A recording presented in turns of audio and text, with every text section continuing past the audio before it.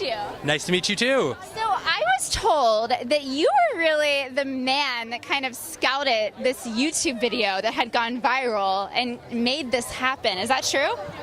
Yeah, guilty as charged. When I first saw it, it really wasn't that viral yet. Okay. I think it was only a few thousand views. Now it's north of 200 million, making it the most watched short form content of its kind on the internet. And I just had this amazing reaction to it. I remember moving into a new office with no curtains, so it's the worst environment. A bright, sunny LA morning to be watching anything scary, and it just scared the pants off of me and had this dynamite 1 in a million idea.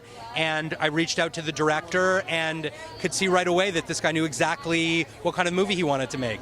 Now, at the time, were you at Warner Brothers, or did you bring it to Warner Brothers?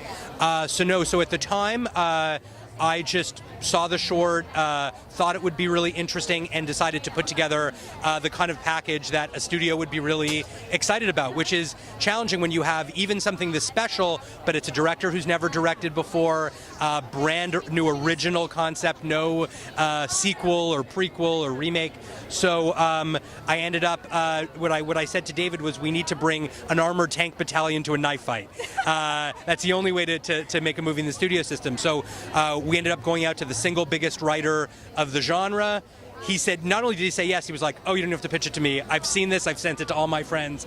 I'm in. And then going to James Wan, the biggest horror of the genre, biggest horror director of the genre, to Godfather and produce with me. And then, of course, actors, these amazing actors who've never done. They're so great. They're so great. And they're like very sweet to interview and so generous with their time. Okay, I want to flash forward. Like, I'm just picturing, in 60, 70 years when somebody looks back and talks about the fact that big studio paid attention to digital media, because I feel for so long it was kind of like one's edging out the other, but it doesn't obviously have to be that way because there's inspiration drawn from it. So what do you hope to see moving forward, looking to the future with, you're probably going to get a lot of YouTube submissions from now on. They're like, oh, that's the guy that makes shorts into features. That's going to be your shtick now, right? I hope so, because maybe we'll find the next David Sandberg. I think that what I'd like to see more of is now